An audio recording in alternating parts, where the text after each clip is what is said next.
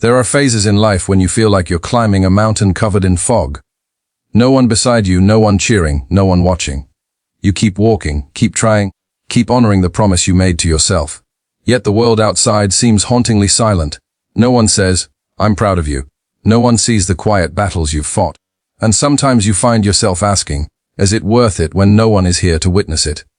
But it is precisely in that solitude where a different kind of strength begins to form.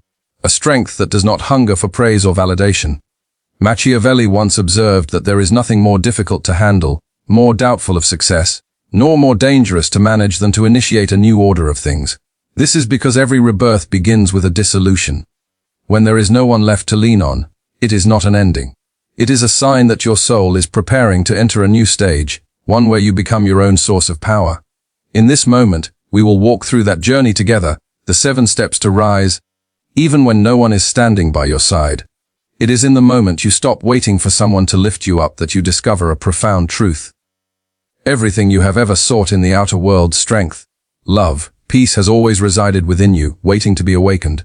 And when that happens, you do not just rise, you begin to walk with your own light. Number 1, loneliness. The silent teacher of strength. There are moments in life when the world seems to pull away. Familiar conversations no longer excite you. People who once walked beside you begin to feel distant. Everything on the surface stays the same, your job, your relationships. Yet inside you know something fundamental is shifting. No one tells you this is the beginning of growth because most people are terrified of this stage. But for those who understand the deeper currents of life, this is the first sign of the night sea journey, the dark night of the soul. When you no longer resonate with the old world, and to step into the new, you must pass through your deepest shadow, loneliness. The loneliness Machiavelli would recognize is not about being physically alone in an empty room. It is the feeling of being disconnected from everything that once made you feel you belonged. You still smile, still converse, but deep down you know what is happening around you no longer touches your soul. The world seems to speak a language you no longer understand, and you are left with only yourself. Many believe that reaching this point means failure. But in truth, it is the moment your soul begins to separate from the persona, the mask that once helped you fit in. The feeling that no one understands me isn't a sign you have lost your way. It is proof that you are drawing closer to your true self. A person only truly matures when they dare to face themselves in solitude. Not when someone listens, but when every external sound falls silent, and you are forced to hear your inner voice. During this stage, many lose direction and run away into work, relationships, distractions that help them forget the emptiness. But the more they avoid it, the larger that emptiness grows. Loneliness does not come to punish you. It comes to deepen you, to help you rebuild your foundation from within. I once knew a woman who, after her divorce, fell into a state of disorientation. She had always been surrounded by friends and laughter. But when everything collapsed, her apartment became frighteningly quiet. Instead of filling the void with dates or work, she learned to sit in silence. At first, just for a few minutes, then gradually for hours. She cooked for herself, journaled, and faced the questions she had always avoided. Months later, she said, "I realized silence is no longer my enemy. It is where I finally hear myself." That was the meeting with the self. The moment you stop running and start coming home. When there is no one to depend on, that pressure forces you to develop discipline and inner steadiness. Like a climber without a safety rope, every step becomes a conscious choice, every action a promise to yourself, and each promise kept becomes a brick that builds your strength. Loneliness does not come to make you weak. It comes to make you unshakable. It is the gym of the soul where your essence is forged into steel. Looking back, you will see that those quiet months were when you were strongest. The image of an oak tree in winter always reminds me of that. When every other tree sheds its leaves, the oak stands alone in the cold wind. No flowers, no color. But during that winter, its roots are growing deeper, preparing for spring. Humans are the same. Every lonely season is the soul's winter. But if you are patient enough to stay, you will see that spring is waiting behind it. In all chaos, there is a cosmos. In all disorder, a secret order. If you are standing in the darkness of loneliness, do not be afraid. It is not a sign of weakness. It is proof that you are leaving the old path to open a new one. Because the soul to be reborn must first dissolve. And only when the world is silent can you hear the voice within whisper, "It's time to rise." Remember, no one is coming to lift you up. But that is not bad news, because in that very moment, true strength is born. No one can give you resilience, but loneliness will teach you how to forge it. Every time you make it through a long night, You are not just overcoming fear, you are rewriting your story. Number 2. Stop seeking emotional comfort from others. At some point, after learning to stand in solitude, you realize something profound. What exhausts us isn't loneliness. It is expecting someone else to fill it. Loneliness does not come from having no people around you, but from being unable to communicate the things that matter most. When you rely on others to make you feel okay, every silence, withdrawal, or unmet response feels like collapse. That isn't love, it is emotional dependency, the mark of an unintegrated self. After the stage of the lonely warrior, the next lesson is to learn how to soothe yourself. When you stop seeking reassurance and approval from the outside, that is when the self begins to take over. I once met a woman in a group therapy session. She confessed that she nearly panicked whenever her boyfriend did not reply to her texts. She would check her phone dozens of times, imagining the worst. "I know it's irrational," she said, "but when he's silent, I feel like I don't exist." After months of therapy, she discovered the fear did not come from him. It came from her childhood. Whenever she was sad, her parents would say, "Don't be dramatic," or walk away. Her unconscious learned, "Your feelings don't matter." And ever since, she sought someone to prove otherwise.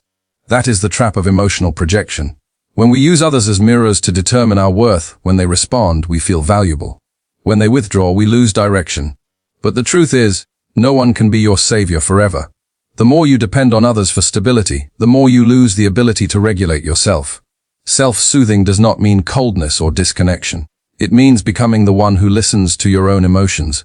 When sadness arises, instead of running to find someone to calm it, you stay, place your hand on your heart, and whisper, "I'm still here." That simple act is the beginning of emotional independence, a key stage of individuation when you stop merging with the collective and become an autonomous self. A person who knows how to comfort themselves does not need constant responses to feel valuable. They do not need instant replies or compliments to keep going. They can sit quietly in a cafe enjoying their coffee alone, feeling complete in that moment. That is not coldness. It is the highest form of freedom. Freedom from the need to be validated. All forms of dependence are the shadow of love. We call it attachment, but it is really fear of abandonment. The immature ego craves someone to confirm its worthiness. But when you look deeply into that fear, you realize it is not emptiness. It is an invitation. An invitation to become the parent you once needed but never had. And then you understand what you thought you needed someone else to help you survive. You have had the power to do all along. In modern psychology, this is called emotional independence. It is not rejecting love or connection. It is refusing to hand over control of your emotions to anyone else. You still love, still connect, but you do not lose yourself when relationships change. When someone leaves, you grieve, but you do not collapse. When someone goes silent, you listen, but you do not lose your worth. Someone with emotional independence does not need a rescuer. They can lift themselves up, wipe their own tears, and keep walking. And only from that place can they love truly, not out of need, but out of choice. Perhaps that is what it means to become who you truly are. Because when you stop seeking comfort from others, you start seeing your own power. A power that does not depend, does not borrow, and cannot be taken away. From the moment you stop waiting for someone else to make you happy, you begin to grow up. And if you are in that stage, no one understands, no one comforts, no one lifts you up. Remember, it is okay. No one coming does not mean you are alone. It only means it is time to stand on your own 2 feet. Whisper quietly to yourself, "I don't need anyone to save me. I just need to not abandon myself." That is the second step, and the turning point to rising even when no one is there. And if you are in that stage now, learning to stand alone with no one understanding or comforting you, see it as a sign that your soul is maturing. Let me know you are still here by leaving one word in the comments. Still, as a signal that even when no one stands beside you, you still choose to stand with yourself. Number 3, stop complaining. The language of the victim ego. After you have learned to stand strong in solitude and soothe yourself, another subtle but demanding challenge arises.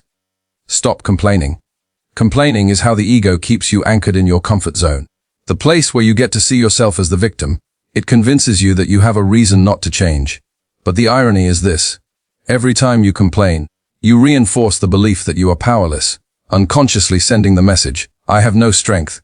This is the shadow of self-pity. When you are trapped in that darkness, you stop acting and start repeating the same question. Why me? As if the universe is unfair, as if the world owes you an explanation. But the real question isn't why me. It is what can I do with this? The moment you change that question, the energy trapped in complaint begins to move again. Until you make the unconscious conscious, It will direct your life and you will call it fate. Every time you complain, your unconscious is running the show, turning you into a victim of circumstance. But when you look beneath the emotion that fuels your complaint, you step out of the shadow and become the one steering consciousness again. Complaining is a clever habit of the mind. It makes you feel like you are doing something, but in reality, you are staying still. Each complaint is a form of delayed action. When you are busy blaming circumstances, you lose the energy to transform them. Others may hurt you, but only you can decide whether that hurt becomes a chain or a lesson. Think of a stone at the bottom of a river. The current is strong, it grinds, it crashes, it carries the stone away. But over time, the very flow that seemed destructive polishes the stone until it becomes smooth and luminous. Life is the same. It does not pause because you complain. It keeps flowing, keeps testing, keeps shaping you. But if you endure the flow instead of cursing it, you will become stronger, clearer, more beautiful than before. Complaining feeds the victim ego, the part of you that always wants someone else to take responsibility for your pain. That ego loves to feel pitied because as long as you are a victim, you are exempt from responsibility. But that is also the fastest way to stay stuck. On the other hand, every time you stop complaining and take action, no matter how small, you reclaim the energy lost to your unconscious. You rise not because someone pushes you, but because you choose not to stay in the dark any longer. Complaining often starts with small sentences. I'm so tired. No one understands me. I try so hard, but no one notices. Those phrases seem harmless, but they quietly feed an ego that believes happiness depends on others. Truly strong people do not need the world to comfort them. They can look directly at their pain, acknowledge it, and ask, now, what can I do? A viewer once shared with me that after her friends betrayed her, she spent 6 months consumed by bitterness. I told anyone who would listen how awful they were, she said. But I realized I was telling the same story for half a year. That night, she wrote in her journal, if no one was around to hear me complain, would I still tell this story? The answer was no. The next day, she started writing about what she wanted to learn, to change, to create. It wasn't them leaving that hurt me, she said. It was that I held on to the story for too long. Stopping complaint does not mean denying pain. It means no longer living in it. You can still feel sadness, disappointment, grief. But instead of retelling the wound, you use that energy to build something new. Each action, no matter how small, is a declaration to the universe. I am no longer a victim of this. I am not what happened to me. I am what I choose to become. And that choice to stop complaining and start acting is the doorway to a new level of strength. Every time you stop saying why me and start asking what can I do with this, you take another step forward, because ultimately that is how you rise even when no one is there. Not through pity but through the quiet strength of taking responsibility for your own becoming. And then you will realize you were never truly alone. You were just too busy complaining to hear your own soul calling. Number 4, become your own source of validation. After you have stopped complaining and begun to act, a deeper test appears. The silence of being unseen. You stand up, you work hard, you give your best, yet no one praises you, no one acknowledges you, no one seems to notice. This is the point where most people give up. Not because they fear hardship, but because they fear invisibility. But it is precisely at this moment of no recognition that the universe tests whether you can keep going without the spotlight. The most terrifying thing is to accept oneself completely. Because when you truly validate yourself, you no longer hide behind others' opinions. You do not need compliments. You do not need proof. You do not need witnesses to your worth because you have become your own witness. I am reminded of Cassandra in Greek mythology, the woman gifted by Apollo with the power of prophecy, but cursed so that no one would believe her. She saw the truth, saw disasters before they came, but everyone turned away, calling her mad. Yet even in isolation, Cassandra did not go silent. She kept speaking, stayed loyal to what she saw, even when no one listened. At a deeper level, her story is a metaphor for every strong soul, those who continue to honor their truth in silence even when the world refuses to see them. Sometimes being believed is not as important as staying true to yourself. Likewise, in modern life, many give their all only to be met with silence. I once spoke with a woman who, after years of dedication, was often the last one in her office at night. Yet when awards came, her boss praised someone else. I felt invisible, she said. One day she decided to stop working to be seen and start working to see herself. Every time she finished a project, she wrote down what she had done well, rewarded herself with a quiet afternoon, a coffee, a book. I realized external validation lasts for minutes, but self-recognition stays for days. That is the shift from the dependent ego to the self, the mature center of consciousness. Those who live from the self act, not for praise. but because it is an expression of who they are. They do not need an audience to know their worth, because their value does not come from applause. It comes from the frequency of inner truth. External validation in the end is just a reflection. Those who have not seen their own light will always chase it in others' eyes. But those who have seen it within carry it wherever they go. They no longer need others to believe because their belief has become their foundation. Knowing your own darkness is the best method for dealing with the darknesses of other people. When you dare to look inside to see both your weakness and your strength, you no longer need the world to prove anything to you. You are no longer controlled by the fear of not enough, because now you are enough simply because you know it. Self-validation is not arrogance. It is the deepest form of self-respect. It is knowing you are still on your way, still imperfect. Yet you hold yourself with both hands, light and shadow alike. Those who can validate themselves do not deny their flaws. They see them as proof of becoming. Mistakes do not reduce their worth. They make their path more real. Think of how steel is forged. Metal hardens only when exposed to fire. The same goes for the soul. Silence, neglect, and lack of recognition are the flames that strengthen your core. When no one else validates you, you are forced to look inward. And in that gaze you discover something extraordinary. You are far stronger than you thought. And when you truly embrace that, something miraculous happens. You begin to glow from within. Others may not say a word, but they feel your presence steady, calm, grounded. Not because you try to shine, but because you no longer need to prove. Remember, every applause fades, every gaze eventually turns away. But your own gaze, if it is warm and honest, becomes a flame that never dies. And that is the secret of those who rise even when no one stands beside them. If you feel the power of self-validation, of no longer seeking the world's eyes, but seeing yourself clearly, hit like on this video. That will be your signal to the universe. I'm ready to be my own source of light. Number 5, rise quickly. Turn failure into fire. Have you ever wondered why even after becoming stronger and calmer, life still makes you fall? Especially when no one is there to lift you up. Failure in its truest sense is not about loss or defeat. It is that moment when you stumble right on the path you believed in most. The times you thought you had conquered your ego only for one small event or word to shake you again. You feel weak, ashamed, and in that loneliness, you are tempted to go back to be the pleasing version others once loved just to be accepted again. But those falls do not come to destroy you. They come to reveal the parts of you that remain unhealed, the ones still waiting to be integrated and loved. Every time you fall, the shadow reappears. It is not punishment, it is illumination. It shines light on your hidden arrogance, your fear of criticism, your hunger for approval. And the moment you rise again without applause or support, yourself expands. Mistakes are, after all, the foundations of truth. Failure does not weaken you, it makes you real. Because only when no one catches you, do you learn how to walk with your own strength. I once knew a woman who ran a small business. After years of effort, she was betrayed by her co-founder and lost nearly everything. For months, she lived in guilt and fear. But one day, her therapist asked, "If this isn't an ending, but a lesson, what is it teaching you?" She went silent, then said, "Maybe I never truly listened to my intuition." From then on, she began journaling daily. Not to complain, but to write what she was learning from the pain. A year later, she reopened her company. Smaller but steadier. "I'm no longer afraid to fall," she said, "because every fall makes me more honest with myself." That is how failure becomes fire. You cannot grow in safety because safety lulls the unconscious to sleep. But when you hit bottom, every layer of pretense burns away and your soul stands bare. From a neuroscience perspective, when you fail, the brain activates the area that processes the gap between expectation and reality. If you respond with fear or self-blame, your body releases cortisol, the stress hormone that freezes you. But when you take action, even a small step, your prefrontal cortex activates, releasing dopamine, the chemical of progress and hope. In other words, regret paralyzes you, but action heals you.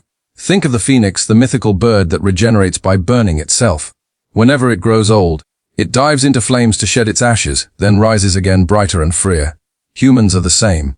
If you dare to rise from your own ashes, you will see that what burned away was not you. It was just the shell that had finished its purpose. There is no coming to consciousness without pain. When we face failure without judgment, wounds cease to be enemies and become teachers. In pain, awareness is born, and only when we touch our wounds can we truly touch our humanity. In every failure, you have two choices. Let it define you or let it refine you. When you say, "I'm a failure," you imprison yourself in the past. But when you say, "I'm learning something," you open a door to the future. Rock bottom is never the end. It is the ground you push off from. Strong souls are not born from comfort. They are forged in collapse.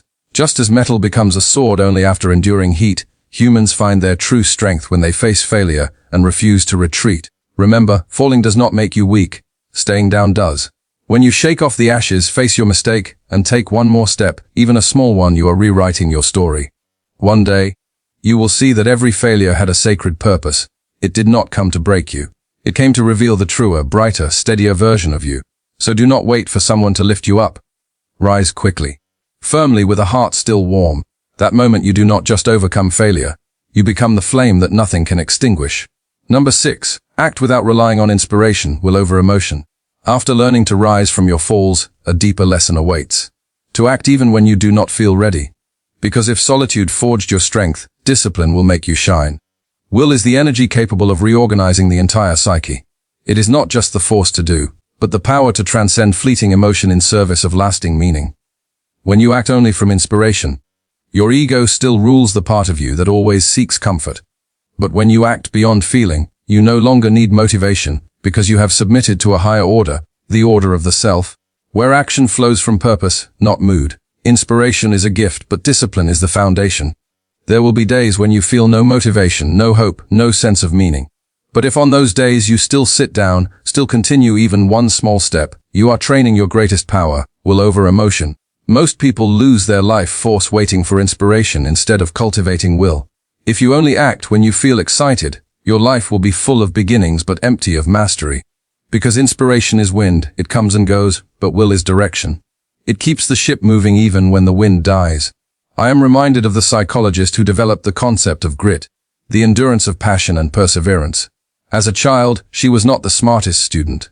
But instead of believing she was not enough, she chose to believe she could persist longer. Years of study led her to discover that extraordinary achievers are not the most talented, but those who act when enthusiasm fades, especially when no one is cheering.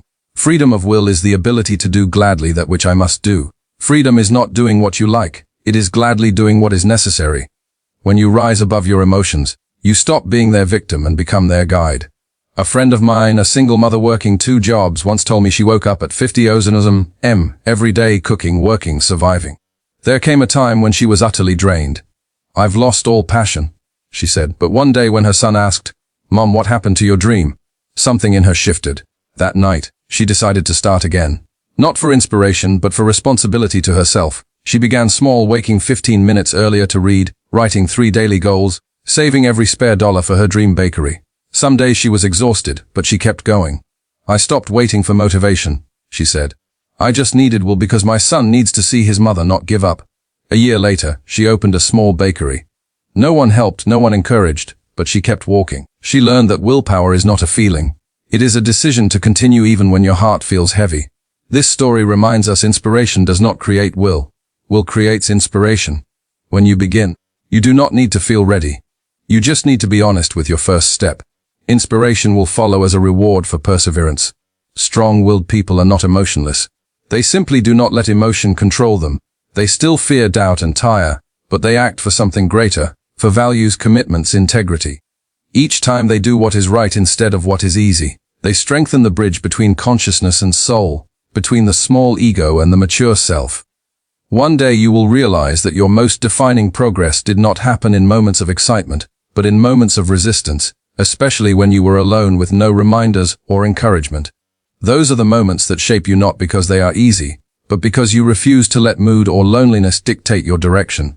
So if today you feel uninspired, unseen, unsupported, remember, you do not need any of that to move. You just need one small decision to start, not perfectly, not dramatically. Simply start, and then consistency will take you further than anyone who ever tried to help you to the far shore of yourself. If you have ever had to keep going alone, without motivation, without support, guided only by will, share your story in the comments because maybe your story will be the small flame that keeps someone else from giving up today. Number 7. You do not need anyone to understand you. Everything you seek is within. There comes a moment after all the silent effort when you realize you have done everything right, kept walking, stayed disciplined, stayed faithful to the path. Yet the outer world remains silent. No one knows, no one understands, no one says thank you. And in that quiet, a subtle emptiness arises. Do all these efforts even matter? That is the final lesson. When no one is left to lean on, you must find your own light. When you crave understanding, you are still asking others to validate your existence. But no one can truly understand you because only you know how deep your inner journey has been. Your visions will become clear only when you can look into your own heart. All the answers you seek are already within your unconscious. You only need enough stillness to hear them. After years of living to be understood, you realize not everyone has the capacity to see you at your depth. Sometimes they only see the parts that make them comfortable. And that is not their fault. In a world where everyone is searching for themselves, few can truly see another soul. When you stop expecting understanding from the outside, you begin the return inward where all your contradictions start to harmonize. Fear and courage, pain and healing, darkness and light. There you no longer need anyone to confirm that you are enough. You just need to know that you are being true to your soul, and that is enough. When that happens, you stop looking for saviors because you have become your own. I once heard the story of a young painter who, after years of painting for trends and sales, fell into creative exhaustion. One day she left the city, rented a small house by the lake, and cut off all communication for a month. She painted again, not to show, not to sell, but to listen to what her soul wanted to say. When she returned, her art had changed, raw, alive, full of soul. A gallery in Berlin saw her new work by chance and invited her to exhibit. She said, "When I stopped trying to be seen, people began to truly see me." That is the paradox. When you stop seeking outwardly, you become a center of inward gravity, because creative energy, love, and wisdom do not come from being understood. They come from accepting yourself, even the parts no one else understands. Like a lighthouse in the night sea, it does not shout to be seen nor move to seek attention. It simply stands shining, and by doing so guides those who are lost. Humans are the same. When you stand in your own light without needing recognition, your presence itself becomes guidance for others. Who looks outside dreams, who looks inside awakes. When you stop asking the world, "Who am I?" and start asking yourself, "What do I truly need?" the veil of the unconscious begins to lift. The curious paradox is that when I accept myself just as I am, then I can change. No one will ever fully understand you. But that does not mean you cannot be loved. Because real love does not require full understanding, only full acceptance. And when you learn to accept yourself in all your complexity, depth, and contradictions, you radiate an energy that makes others feel safe near you. Strangely, the moment you stop seeking someone to understand you, you begin to be understood, not through words, but through presence. The ones who truly belong in your life will feel it without explanation. If life has ever exhausted you with the need to be understood, rest. Sit in silence. Place your hand over your heart and listen. That voice inside, faint but steady, knows the way. It knows where to go, what to release, and how to begin again. And then you will realize no one needs to complete you because you were never incomplete. Everything you have ever searched for, love, peace, understanding, are simply different faces of one thing. Coming home to yourself. That is how you rise even when no one is by your side. Not through the noise of proving, but through the quiet of awakening. A person who can rise when no one is there is not someone who feels no pain, but someone who turns loneliness into a teacher, silence into fuel, and every fall into a foundation of strength. They do not live to be seen but to be honest with their soul. When the world goes silent, they listen within. When no one believes, they hold faith themselves. And from that place that once felt empty, another kind of power is born, a power that needs no proof. Because in the end, this journey is not about becoming unbreakable. It is about becoming authentic with your fears, your will, and your own light. When you stop waiting to be saved, you will realize you were never weak. You just had not yet seen how strong you really are. If this message has awakened something in your heart, share it, because maybe someone out there needs this reminder too, that they are strong enough to stand up and keep believing in themselves. And do not forget to subscribe, because this journey has just begun. The journey of becoming yourself, steady, clear and free even when no one stands beside you.